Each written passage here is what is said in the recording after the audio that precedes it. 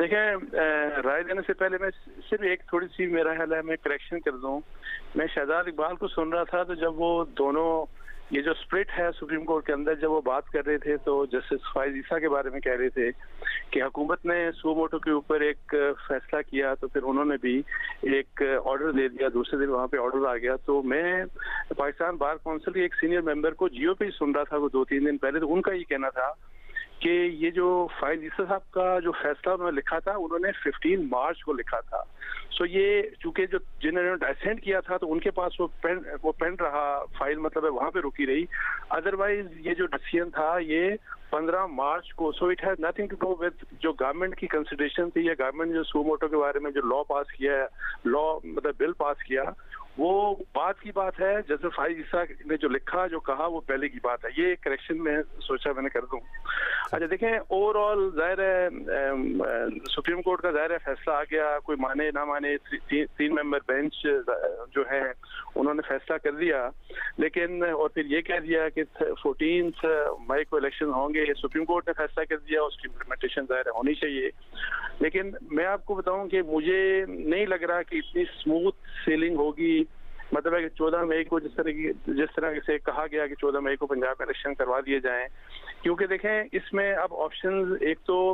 3 parties है बड़ी इस केस को पूरा पढ़े ना, जो आज केस 3 मेंबर बेंच ने जो फैसला किया। एक है गवर्नमेंट, पीडीएम और ये जो पॉलिटिकल पार्टीज हैं, रूलिंग कोलिशन पार्टनर्स हैं,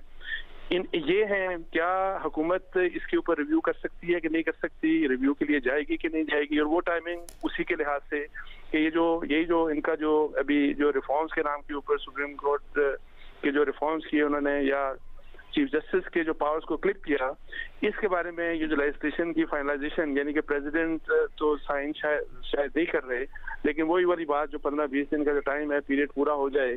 तो उसके साथ क्या वो रिव्यू करने जाएंगे, वो उनकी एक स्ट्रेटेजी होगी जो मेरा ख्याल है कि वो रिव्यू करेंगे।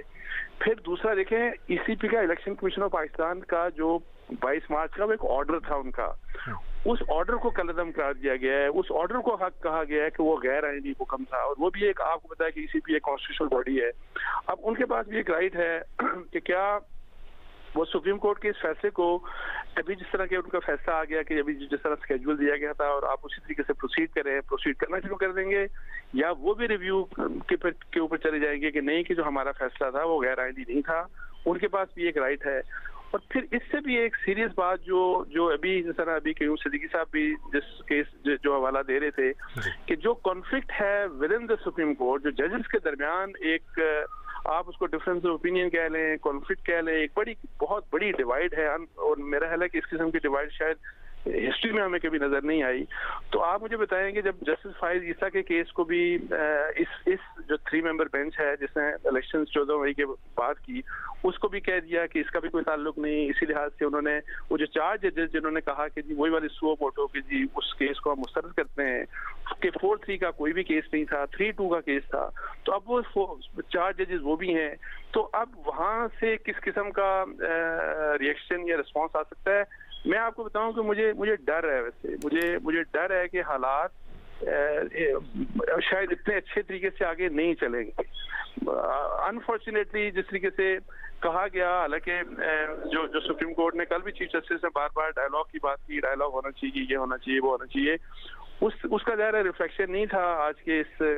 जो जजमेंट है। लेकिन मैं आपको बताऊं कि जब तक वो चीज़ नहीं होती ना, तो मुझे ये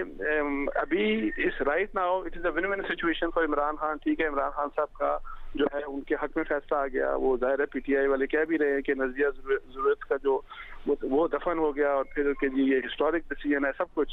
लेकिन मैं आपको बताऊंगा, मुझे लगता है कि आगे मजीद मसाइल होंगे, और 14 मई को आई डोंट सी के इलेक्शन 14 मई को होंगे। मसाइल यही वाले जो कॉन्फ्लिक्ट्स मैंने आपको बताए, जो 3 मेजर पार्टीज हैं और उनके और इनके जो आपको लग रहा है कि मसाइल बढ़ने वाले हैं आने वाले दिनों में?